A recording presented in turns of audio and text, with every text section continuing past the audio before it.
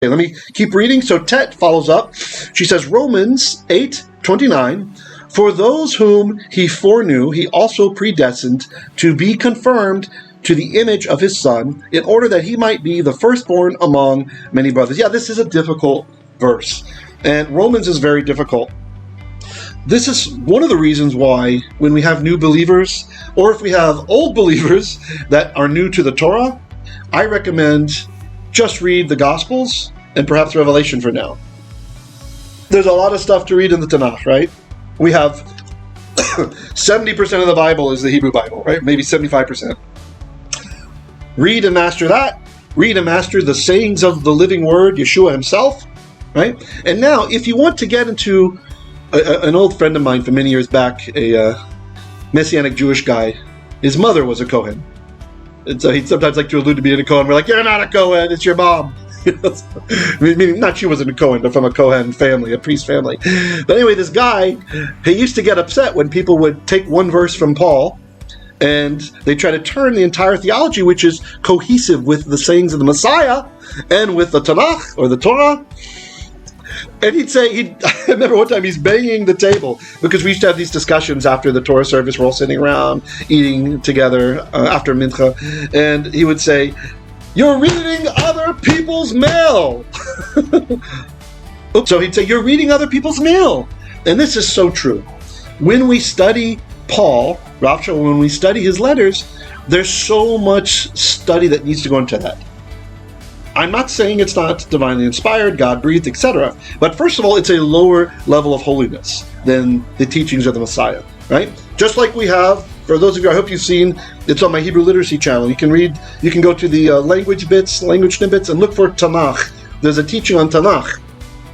So TaNaKH, right? We have TaNaKH, it's Torah. Let me draw on the screen here. So we have the reason we call it TaNaKH is because it's Torah, Nevi'im, so the prophets, and the chatuvim, the writings, right? Like the history in the Book of Kings and like some of it, pardon me, the Chronicles, that kind of stuff, right? So this is in the order of holiness. So the first T, this is the most holy. He's number one. Okay, number one. Yay, number one. The Torah. The prophetical writings, the writings from the major prophets, this is number two. Okay, and then finally, the historical stuff, some of the wisdom literature, etc., that's number three. Okay? So this means if you have a verse in Torah that seems to be contradicted by something by the prophet Isaiah, Torah wins. You see? It doesn't mean there's a real contradiction. But if there's an apparent contradiction, Torah wins. We go with the plain understanding of the Torah. So I've been pushing this as a messianic theology for a while, that I believe the same applies to the apostolic writings, although maybe we only have a couple levels instead of three. I'm not sure. So the Gospels are the living Torah, right? The sayings of Yeshua, he's the living Torah. So this is on a very high level, right? Like the Torah. And then we have, the rest of it falls either into category, maybe Revelation, except for when it's his words, would be something like the prophets, right? It's a prophetical vision that Yochanan has. And then the letters from whoever is the letter writer, we don't always know who it is. This is this other people's mail, right? Dealing with their problems over in the culture that they had to deal with in Galatia, the problems that people had to deal with living in Rome in these godless societies, right? The problems they're having to deal with, many of them are converts, so they've joined Israel and they're from these pagan cultures. This stuff, this is the writings, right? On the level of the writings. So if you have something that seems to contradict what the Messiah is teaching, we go with the Messiah. So for new believers, for people that are new to Torah, I would emphasize, don't bother with Paul for now. If you got tons of time, fine. But get ready to study your tuchas off. You need to learn the context. You need to learn to whom he is writing. You need to learn what was happening there. So for example, there are some good books on Romans. I would recommend that you read, again, this is heavy reading, okay? On some of these pages, the footnotes are, there's more footnotes than there is book text, right, than what the author is writing. He footnotes very heavily. So Mark Nanos is a good author to read. And Mark Nanos has a book called The Mystery of Romans. And this book was such a shock to the theological world that the dean of the School of Theology at Harvard, he wrote, after reading Nanos' tour de force, I find myself totally outdone. So he's saying that all of his preconceived notions about what Romans is actually teaching, they have been rearranged and obliterated by Nanos. He's a Jewish fellow, by the way, who knows Greek, Dr. Mark Nanos. And then we have on Galatians, which oftentimes causes it's hard for Messianics to get clear with Galatians because we're reading in English, separate from the culture, the problems they have in Galatia. There's a great book by the same author called The Irony of Galatians. And he makes the case that Paul is using what's called ironic rebuke. There were different styles of letter writing in Greek, and one of them is ironic rebuke. It's where you rebuke the person or persons with irony. You're kind of being sarcastic, right? And so when this comes into English, people who do not recognize that the sarcasm is there, that he's being sarcastic, they'll take words from Paul and they'll shove it in the Messianic believer's face. Look! And it's like, dude, it's the opposite of what you think it means. The style of the letter is ironic. He's being ironic, right? And you have to understand the situation in Galatia. They had many people who were ethnics from that area, non-Jews, the ethnoi in the Greek, and they came to join Israel through the Messiah. And in that area, the law required people to do sacrifices, provide for sacrifices of their goddess. And so, unless the Jewish community had managed to get an exemption, so unless you're a Jew.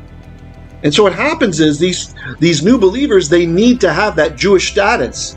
It's kind of like someone who really identifies with Judaism. Maybe they've got a grandparent or something who's Jewish, and they feel like they're Israel, and they don't want to be rejected, right? And they want to immigrate to Israel or something like that.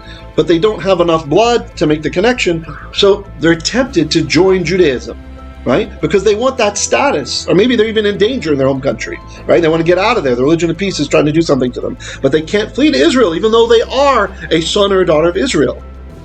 From the biblical way of looking at it, they've joined us, right? They've joined us. And so you have these Galatians, they're trying to get the status, trying to get their Jew card, right? And that's what the conflict is about, right? Because they're being persecuted and punished by the government for not giving money to their temples, for not participating on the holidays, etc., the pagan holidays, and yet they're quasi-Jews, according to the non-Messianic Jewish community, which had the power to label who's a Jew and who's not. So, with your question about Romans, this one verse from Romans chapter 8, verse 29, foreknowledge is different from predestination. I would take issue with the word predestined there. Having foreknowledge does not mean, for example, if God knows what you are going to do, it doesn't mean that he destined it to happen. Maybe he knows you're going to sin, right? He sees all ends. Or in this particular case, he knows that you're... Actually, I have a little bit of a heretical perspective on this, according to the normal protesting Catholic perspective. I don't believe that God knows everything that you will do. I believe he knows most of it, and he knows all possibilities. So this idea of omniscience, for me, omniscience means he knows more than any other being in the universe, right? But that's part of the joy that he had in creating humanity, that we can surprise him, that we can make choices, right? But he's the perfect chess player, so he's planned all the permutations. You're not going to make his will not happen, right? It's a heavy question, it's a heavy verse. There are some other verses also that seem to support the concept of predestination, but we have to take all of Scripture as a whole, right? And we have to apply also reasoning and logic to it. So... Right. And by the way, this firstborn for Yeshua, the Greek word underlying that, I believe, if I remember correctly, is prototokos. I'm not sure if it's what Paul is using here. But in other places, when he's called the firstborn, he's the firstborn of the dead. He's the prototokos ton nekron, is what the Greek will say in other places. Right? Not meaning firstborn as in the first created or something like this. It's a good question, Ted. It's a good verse you threw up. Okay, Louis says, okay. So somebody must have turned the default on the software off to not block webcams, because usually I have webcams blocked. So maybe one of the other leaders accidentally turn that off, or they like to allow people to do webcams or something. I'll just have to remember each time to block that so nobody has an accident. Jane says, because there's a partial hardening has come upon Israel until the fullness of the Gentiles has come in. Right. Lester says, getting better now. I'm not sure what that was. Okay. Raymond says, John 6:44, no man can come to me except the Father, which has sent me to draw or to compel him, and I will raise him up at the last day. Right. And the way that Yeshua compels, he has many tools, right? His words that are recorded in the Bible are the primary mechanism. Although we do hear about certain people in countries seeing dreams about him, where it's illegal to preach the gospel. Okay. Someone writes in private, support for election. All right. Maravik says, fullness of Gentiles. Is this referring to worldwide spread of the Gentiles? It's referring to Gentiles. Remember, you have to think about what really ethnoi meant to Jews in this time period. It's a little bit different than today, right? In those days, an ethnic was a pagan. It's like saying pagan today. Now, it's not exactly a pagan anymore, because you have many Christians, for example, who are Gentile Christians, and they violate the Sabbath. They break the fourth commandment every week. But they're not pagans, right? They believe in the one true God, the God of Israel. So Gentile, it's got a bit of a different meaning today than it did to people back then. At least, it's kind of like we have the prophecy in Isaiah about a, quote-unquote, the English Bibles usually say a virgin will conceive, right? But Yehoshua and many others who are deep in Hebrew will tell you that the Hebrew word almah does not mean virgin. It means a young maiden, right? A marriageable aged maiden, something like that, okay? And then there might be, there's arguments about the Parthenos and the Greek, etc. But nevertheless, the Jewish community pushes very hard against this, and even if you check honest Christian lexicons, they will tell you this is a young maiden, all right? But it's, what kind of sign is it? Is she's giving birth, right? Women get pregnant all the time, right? So when it applies to Yeshua, this is the virgin thing kind of comes out, and it's illuminated to us by the text. So in the same way that one might understand that, well, yeah, a young maiden in Israel who's unmarried, we might understand she has the attribute of virginity, right? Well, surely she's a virgin, right? But in and of itself, it does not mean virgin. You understand? So if we put the word righteous, a righteous young maiden, daughter of Israel, will conceive, then we might understand, okay, she's a virgin, right? If it said unmarried, for example, we understand she's a virgin. It makes it clearer that the maiden has this attribute of virginity, but she might not, right? She could have been married and then divorced or whatever, right? Husband died, okay? So the same thing with Gentiles. When you read the word Gentile, it's important to understand it doesn't mean exactly like we use it today. In those days, yes, it meant someone who's not a son or daughter of Israel, right? And the attribute that they had was paganism, right? Only Jews were monotheists in this time, right? So you have this, you understand? So it doesn't necessarily mean pagan, but it's useful, I think, for hermeneutics to understand, to kind of think in your mind, when you see Gentile, a lot of times there's this idea that they were in a pagan status, and if we're talking about believing Gentiles, now they're not, right? They're being removed. Most Gentiles were pagans, and that might not be the case today. Okay, so yes, it's about the fullness of the Gentiles coming in. It means where are they coming into? So you need to ask the question, if they're coming in, what are they coming into? They're coming into Israel. They're coming into the adoption. They're being adopted by Abraham and Yaakov. They're being adopted into our people. They're becoming Israelis, so to speak.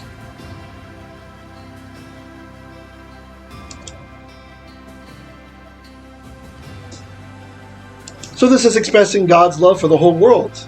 He doesn't want anyone to perish, right? Which is the preface of Besorat Yochanan, the Gospel of John, that because he loved the whole world. It doesn't say he loved the Jews only, right?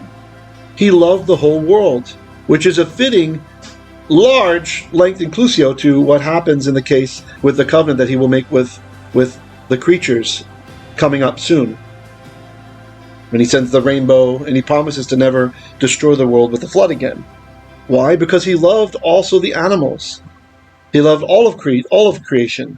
Because he made it and it was good. So, Maravik, does that make sense for your question regarding the worldwide spread of the Gentiles? It's bringing the pagans out of idolatry and into Israel. Bringing them out of faithlessness, right? You remember a long time ago we talked about the chatu ribu, right? The great sin of adultery that all the pagans in the Mediterranean had, as the worst sin was adultery. But for Israel it was the pesha rav.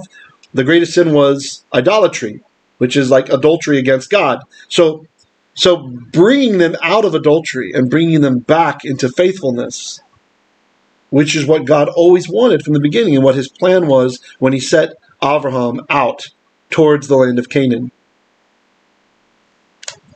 Did all these questions get answered? Okay, there's someone. Okay, Raymond writes, or Dr. Vera writes, but God is omniscient. Well, yes and no. Yes and no. If one takes omniscient, omni meaning all, right, and then we have the conscience, right, knowing everything that there is to know, then I would push back on that a bit. This is my opinion. I would say if we define omniscience to mean he knows more than any other thinking being, yes, true. He knows how physics works perfectly, right? But I think that he has introduced into his creation this being, humanity, which can make choices. It's not so important. I don't want to push this as like doctrine. This is just, I'm sharing this with you because you're my peeps, right? This is my family. You're my Kehal, right? That I personally think that he's not 100% omniscient.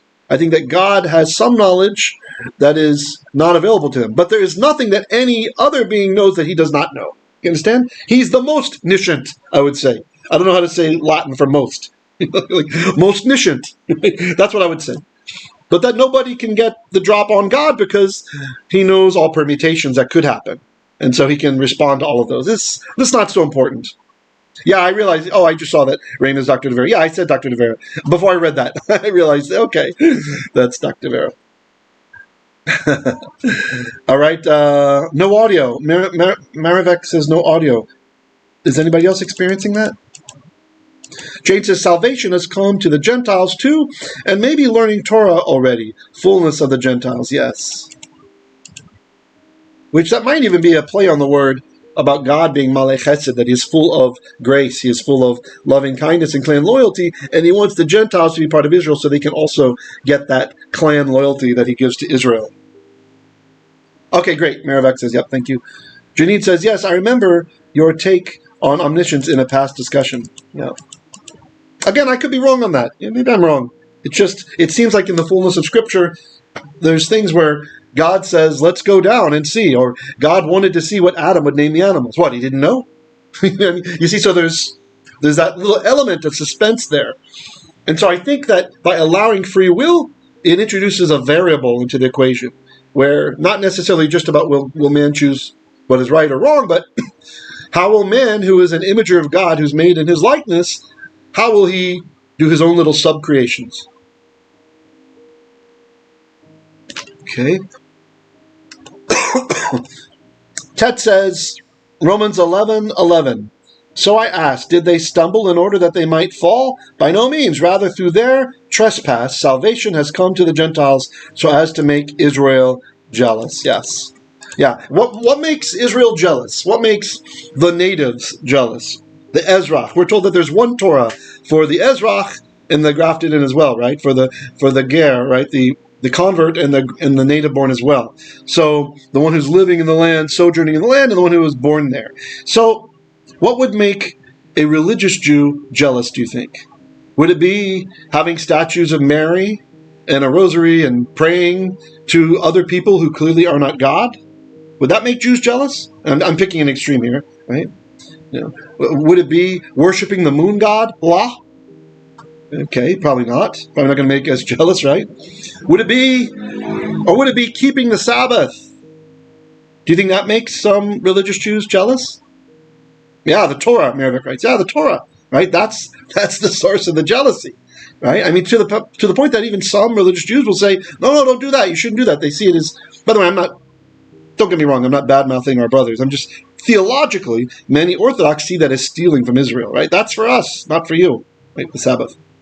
Yeah, Ted says, Amen. So there's the source of the jealousy. It's those who are born Gentile who did not convert to Judaism proper, right? So in their minds, they're still Gentiles. They've already been in the faith for the 3-year grafting in period, and they're keeping the Torah. And sometimes with differences of opinions on how to do it. I've seen that jealousy, with discussions between, online with some of the discussions that have happened in various YouTube channels. You can see it. You can see it. That's not for you. That's for us, right? You're taking something that's ours. Tet says, Ibatayo, we're different. Right. Okay, good. Nice conversation.